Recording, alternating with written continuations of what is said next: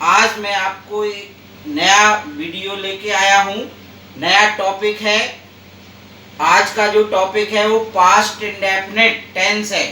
आप ये वाला टेंस जरूर से पढ़ें, क्योंकि इसी से ज़्यादातर जैसे ग्रामर में या कोर्स में जो भी चीज़ें पूछी जाती हैं वो इसी से रिलेटेड पूछी जाती हैं। एक होता है यानी प्रेजेंट इंडेफिनिट, उसमें आपको कोई भी सिंपल सेंटेंस में हेल्पिंग वर्ब नहीं मिलती है।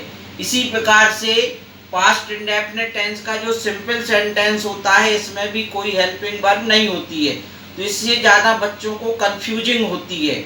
अब इसी कंफ्यूजिंग को मैं दूर करूँगा। और अब चलिए ज़्यादा समय वेस्ट ना करते हुए अपने टॉपिक पर चलते हैं। आज का जो टॉपिक है वो है पास्ट इंडेफिनिट टेंस। यानी पास्ट इंडेफिनिट टेंस क्या होता है, पहले इसके बारे में समझ लें।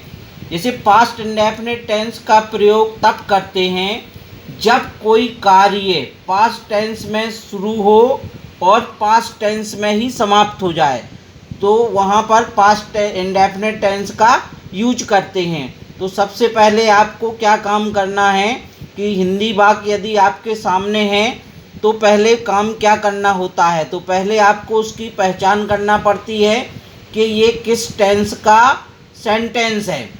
तो इसकी जो हिंदी पहचान है वो इस प्रकार से है, जिन वाक्यों के अंत में जैसे ता था या ती थी या ते थे या ई या इस तरीके से आता है आया, गया, लिखा आदि, मतलब चीज़ें आती हैं, तो समझ लेना चाहिए ये पास्ट इंडेफिनिट टेंस का वाक्य है। तो जो इसकी हिंदी पहचान का भी एग्जाम्पल मैंने आपको दिया है। जैसे इसमें लिखा उसने किताब पढ़ी, तो ये पढ़ी यानी पास्ट टेंस की बात है, तो ये पास्ट इंडेफिनिट टेंस का वाक्य होगा। जैसे दूसरा है वह अंदर गया, और तीसरा सेंटेंस है मैंने पाठ याद करता था।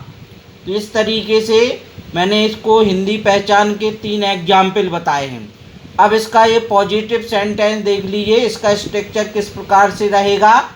तो पहले सब्जेक्ट रहेगा, सब्जेक्ट के बाद इसमें वर्ब की सेकंड फॉर्म का यूज होता है, ये महत्वपूर्ण है, ये इसको आपको ध्यान रखना है, प्लस ऑब्जेक्ट। तो इसका एग्जाम्पल से आपको और क्लियर हो जाएगा। जैसे लिखा है वह मंदिर गया, तो इसमें सब्जेक्ट क्या है वह, तो वह के लिए अपन ही यूज करेंगे, ठीक है ना। फिर इसके बाद वर्ब क्या है गया, तो गया के लिए जैसे गो इसकी में फर्स्ट फॉर्म होती है, लेकिन गो की सेकंड फॉर्म क्या होगी वेंट। इसके बाद मंदिर ये ऑब्जेक्ट है टू टेम्पल। अब दूसरा सेंटेंस देख लीजिए, मैंने स्कूल में इंग्लिश पढ़ाई, तो इसका जो होगा तो मैंने सब्जेक्ट है, स्कूल ऑब्जेक्ट है, और ये वर्ब है पढ़ाई, तो इसका इस तरीके से बनेगा। जैसे आई सब्जेक्ट है, टॉट यानी टीच की जो सेकंड फॉर्म होगी वो टॉट होगी, इंग्लिश और एट स्कूल, इस तरीके से बनेगा। अब नेगेटिव सेंटेंस देख लीजिए, इसका नेगेटिव इस तरीके से स्ट्रक्चर है। जैसे सब्जेक्ट होगा, सब्जेक्ट के बाद डिड नॉट होगा, इसमें एक ही हेल्पिंग वर्ब होती है इसमें डिड नॉट, और फिर वर्ब की फर्स्ट फॉर्म फिर ऑब्जेक्ट। तो यहाँ पर आपको ये ध्यान देने की चीज़ है कि जो सिंपल सेंटेंस होता है उसमें वर्ब की सेकंड फॉर्म यूज होती है, लेकिन नेगेटिव में वर्ब की फर्स्ट फॉर्म होती है फिर ऑब्जेक्ट। तो इस तरीके से इसकी वाक्य रचना होगी कि पहले सब्जेक्ट होगा, फिर डिड नॉट होगा, फिर वर्ब की फर्स्ट फॉर्म होगी, फिर ऑब्जेक्ट होगा। चलिए इसका एग्जाम्पल देख लीजिए। जैसे वह मंदिर नहीं गया, तो इसको किस तरीके से बनाएंगे, he did not go to temple. चूँकि ये नेगेटिव सेंटेंस है तो पहले इसमें सब्जेक्ट आ गया ही, फिर इसमें हेल्पिंग वर्ब डिड नॉट आ गई, फिर वर्ब की फर्स्ट फॉर्म है और टू टेम्पल। अब दूसरा सेंटेंस देख लीजिए, मैं पत्र नहीं लिखता था, तो इसका इस तरीके से बनेगा, आई सब्जेक्ट है और डिड नॉट ये हेल्पिंग वर्ब है, वर्ब राइट लेटर। अब इसका इंटेरोगेटिव देख लीजिए, इंटेरोगेटिव भी 2 प्रकार के बनते हैं, ये मैंने पहले भी बताया है आपको। एक स्ट्रक्चर इसका है, जब क्या से वाक्य शुरू होगा तो इस प्रकार से बनेगा, डिड सब्जेक्ट के पहले आएगा, फिर सब्जेक्ट होगा, फिर वर्ब की फर्स्ट फॉर्म होगी, फिर ऑब्जेक्ट होगा, फिर क्वेश्चन मार्क होगा। दूसरा है यदि क्वेश्चन वर्ड वाक्य के बीच में आते हैं तो उसको इस तरीके से स्ट्रक्चर से बनाएंगे। पहले क्वेश्चन वर्ड की अंग्रेजी बनाएंगे, फिर डिड होगा, फिर सब्जेक्ट होगा, फिर वर्ब की फर्स्ट फॉर्म होगी, फिर ऑब्जेक्ट होगा। तो यहाँ पर एग्जाम्पल देख लीजिए क्या से वाक्य शुरू होने वाला है। जैसे क्या वह यहाँ आया, तो इसमें सब्जेक्ट क्या है, वह। तो वह के लिए क्या आ जाए, क्या के लिए क्या आ जाएगा, did. Did he come here, यानी ये डिड है, क्या के लिए डिड आएगा, और ही कम हेयर, और क्वेश्चन मार्क लगा देंगे। अब दूसरे प्रकार का देख लीजिए क्वेश्चन वर्ड। यदि क्वेश्चन वर्ड वाक्य के बीच में आता है तो उसको किस प्रकार से बनाते हैं। तो सबसे पहले क्वेश्चन वर्ड की अंग्रेजी बना देंगे व्हाट।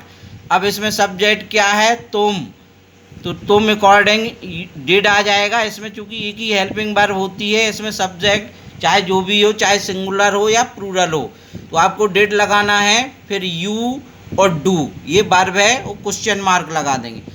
तो बच्चों आज मैं आपको होमवर्क भी दे रहा हूँ, ये होमवर्क ज़रूर आप करेंगे, क्योंकि इसकी जितनी ज़्यादा आप प्रैक्टिस करेंगे आपको पास्ट इंडेफिनिट टेंस उतना ही क्लियर होगा।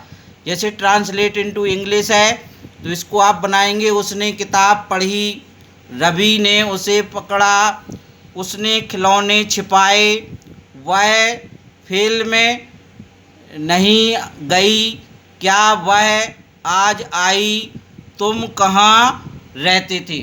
तो इस प्रकार से मैंने आपको पूरा टेंस का वीडियो आपको बताया है। वीडियो पूरा ज़रूर देखें और वीडियो को सब्सक्राइब करें, ताकि जो भी मैं नया वीडियो आपको डालूं वो उसका नोटिफिकेशन आपको मिल जाए। Thank you.